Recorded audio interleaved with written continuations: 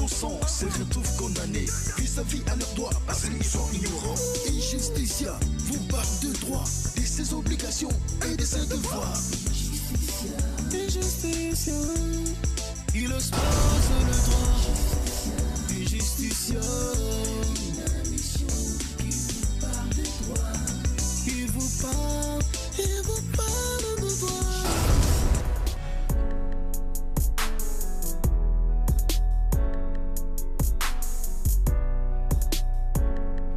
Injusticia, votre magazine qui vulgarise les principes essentiels de base du droit.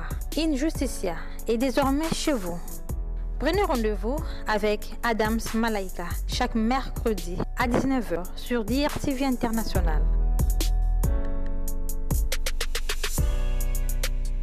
Très heureux de vous savoir très nombreux en train de suivre votre émission juridique Injusticia, une émission qui a comme rôle de vulgariser la base du droit. Alors, mesdames, mesdemoiselles et messieurs, bienvenue.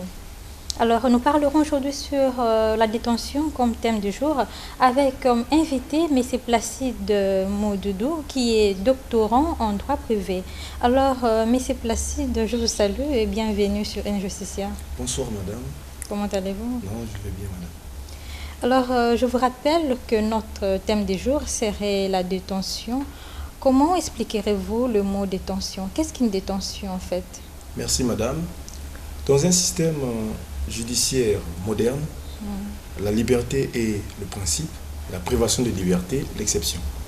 Oui. Et parmi les mesures de privation de liberté, on peut voir entre autres la détention. La détention peut être définie en général comme le maintien d'une personne dans un établissement pénitentiaire suite à une condamnation ou encore à l'attente d'un procès. Voilà. Est-ce que c'est différent de la garde à vue? Qu'est-ce qu'une garde à vue? Oui, la garde à vue, elle est différente parce que la garde à vue se déroule au niveau du commissariat de police.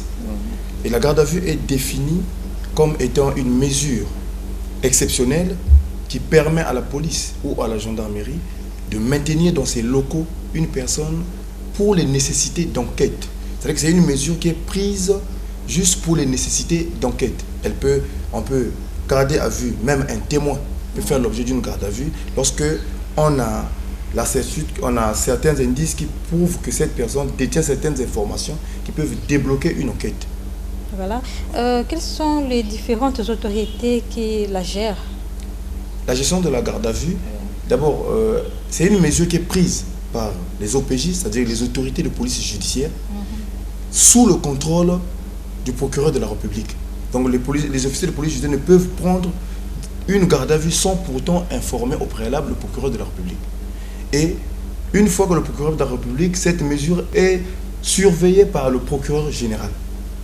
Alors, comment expliquez-vous le procureur de la République? Parce que c'est un peu flou là. Le procureur de la République, c'est cette autorité qui ordonne la mise en application de cette mesure. Il est là, il contrôle. Sur le procureur général, lui, il surveille. Le procureur de la République contrôle l'action prise par l'officier de police judiciaire. Voilà, c'est que nous comprenons que le procureur de la République, c'est un magistrat tout fait. Oui. Alors, quels sont les principes relatifs à la garde à vue contenus dans les traités internationaux? Merci madame. Dans les principes relatifs à la mesure de garde à vue contenus dans les traités internationaux, eh bien, les traités internationaux tels que la Déclaration universelle des droits de l'homme, la Charte africaine des droits des peuples, des droits de l'homme et du peuple de 1981, prônent le respect des personnes faisant l'objet de ces mesures-là. C'est-à-dire que toute personne faisant l'objet d'une mesure privative de liberté doit être respectée non seulement son intégrité physique, y compris son intégrité morale. Et il doit être traité, d'abord quand vous êtes fait l'objet d'une garde à vue, vous êtes encore présumé innocent. Vous avez la présomption d'innocence qui est un principe dans notre pays constitutionnel. Injusticia. Voilà, Injusticia. On continue toujours sur le thème la détention avec comme invité M. Placide Moudoudou qui est doctorant en droit privé. Alors, M. Placide, en tant que juriste de formation, doctorant en droit privé, quels sont les délais prévus pour la garde à vue? Merci madame.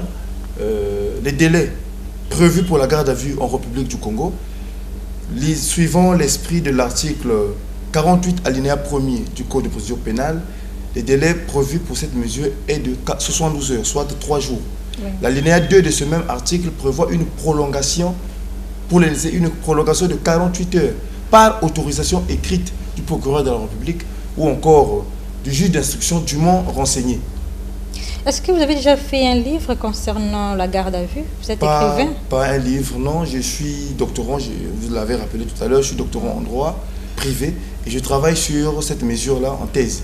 Et ça fait pas longtemps, j'ai publié un article qui est apparu au Cameroun dans la revue de droit africaine et de sciences politiques, sur un article portant sur la garde à vue au Congo, une zone de turbulence pour les droits de la personne humaine. Alors vous attendez quoi à ça? Est-ce que vous avez des objectifs à atteindre? Oui, en fait, après ces analyses faites et les recherches sur le terrain, j'ai constaté que cette mesure faisait l'objet de plusieurs atteintes dans notre pays. Oui. Voilà, donc le régime régissant cette mesure fait face à plusieurs inobservations de la part de nos officiers de police judiciaire. Alors revenons au délai de la garde à vue. Oui. Croyez-vous réellement que ce délai est-il réellement respecté? Dire que ces délais sont réellement respectés, dire oui serait mitigé parce que moi-même qui vous parle, pour quelques délires de jeunesse, j'ai fait l'objet de cette mesure. Et j'ai vu comment j'étais en face des gens, alors que la loi prévoit 72 heures, soit 3 jours pour la garde à vue. Mais les gens étaient dans les commissariats pendant voire des semaines. Et on a même une affaire très révélatrice, datant de 1987, l'affaire Elinga Bato. Ce dernier a été condamné, a été gardé à vue pendant 7 mois au commissariat. Il a été accusé pour détention, enlèvement d'enfants. Et c'est une affaire qui a fait jurisprudence dans notre pays. Il a été gardé à vue pendant 7 mois. Alors que de 3 jours à 7 mois, vous voyez ce que ça peut avoir comme incidence sur la vie d'une personne. Et surtout qu'à la fin, que cette personne a été reconnue non coupable. Vous lui avez privé d'un certain temps de la liberté. Mais c'est Placide, quelle serait en fait la cause de non-respect de ces délais, selon vous? Il y a plusieurs causes qui peuvent être à l'origine du non-respect des délais de la garde à vue. Il y a entre autres le problème de formation des officiers de police judiciaire. Oui. Il y a le problème de formation, la formation adéquate, je dis bien. Oui. Il y a aussi l'impunité. L'impunité des officiers de police judiciaire qui posent des actes allant à l'encontre des textes relatifs à la garde à vue. Il y a aussi l'information. Nous avons aujourd'hui des officiers de police judiciaire qui ont au préalable reçu une formation de militaire. Ils ont reçu une formation de militaire. Remarquons ce qui se passe dans notre administration. Quelqu'un peut changer de corps, il change de corps, il est officier de police judiciaire, mais sans pourtant au préalable avoir reçu la formation d'un officier de police judiciaire. Une fois qu'il arrive sur le terrain, il va ne mettre en œuvre que ce qu'il a eu à recevoir comme militaire et non comme officier de police judiciaire. Une justicia. Voilà, une justice, on continue toujours sur la détention avec comme invité du jour M. Placide Moudoudou qui est doctorant en droit privé, bien sûr. Alors, M. Placide, comment expliquerez-vous la sanction pénale et la sanction disciplinaire? Est-ce qu'il y a-t-il une différence entre les deux sanctions? Oui, madame, il y a une différence entre la sanction pénale et la sanction disciplinaire. La sanction pénale, c'est une sanction qui est infligée suite à un procès qui peut être une privation de liberté ou encore le paiement des amendes. Or, celle qui est disciplinaire, c'est une sanction qui est prise par l'administration, par l'autorité administrative.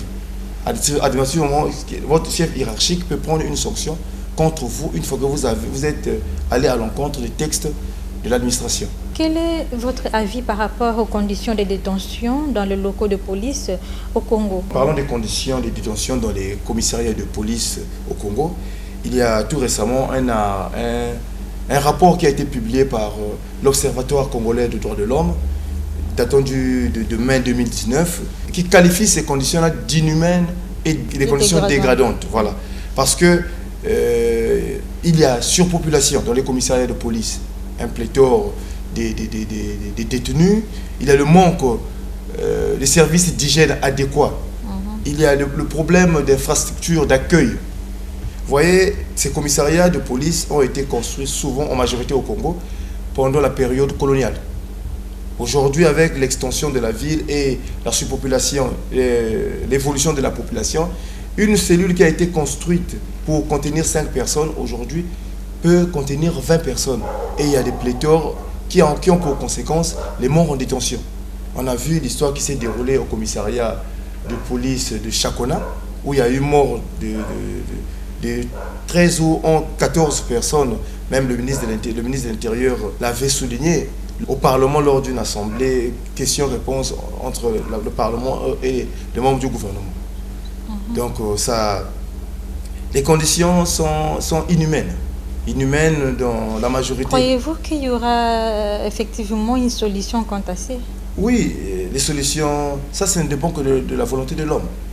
Ça dépend que de la volonté de l'homme. Vous savez, Madame V. Wilson Churchill disait que la qualité d'une nation civilisée se mesure aux méthodes utilisées par sa police pour pratiquer ou appliquer le droit. Si aujourd'hui, le législateur congolais, les autorités congolaises peuvent mettre la main dans la pâte pour améliorer les conditions de détention, c'est que d'ailleurs, il y a déjà une certaine volonté de la part de nos autorités. On voit par-ci et là la construction des nouveaux commissariats. C'est dans le sens de vouloir améliorer les conditions de détention. C'est vrai que ces efforts sont faits, mais c'est encore minime. Une justicia. Voilà, Monsieur Placide Modoudou, nous arrivons tout doucement vers la fin de cette émission. Quel serait votre résumé au Lingala? Résumé au Lingala concernant la mesure de la garde à vue. Oui. Et donc, si c'est les recommandations que je dois faire, j'aurais à demander aux autorités, baluka kosala, basala makasi, batonga, prison minene oyo kozala que toilette pe ezali. Côté à kolala ezali au lieu que ba prisonnier balala ka sous du colo ya ba carton ba comme non ba mousse et qu'on permettre que bango balala ka bien et que avant même batia moto na boloko na ba prison ba zo soin ya médecin aya ko sala ka bona ni ba examen parce que eko sala que moto za malade mais ce que ba sali ba examen te ba côté ka boloko akufi et eko sala bien te pour la police na biso. Comment traduisez-vous l'adage erga omnes? L'adage erga omnes signifie tout simplement que la loi doit s'appliquer à tous et que la loi elle est impersonnelle. Voilà, je vous remercie d'avoir répondu à mon invitation. Merci madame, c'est moi qui vous remercie.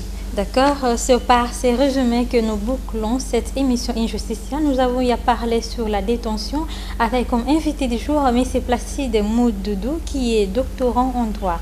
Alors, je vous retrouverai prochainement. D'ici là, portez-vous bien. Adams Malaika vous retrouve au prochain numéro. Ciao.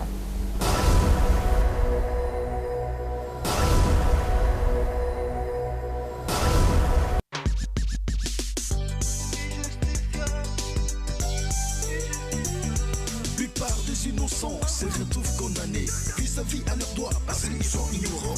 Injusticia vous parle de droits, de ses obligations et de ses devoirs.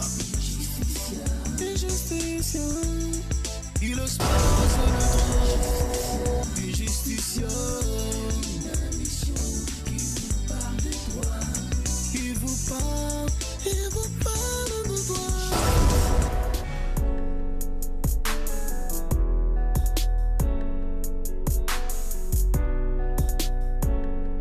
Injusticia, votre magazine qui vulgarise les principes essentiels de base du droit. Injusticia est désormais chez vous. Prenez rendez-vous avec Adams Malaika chaque mercredi à 19h sur DRTV International.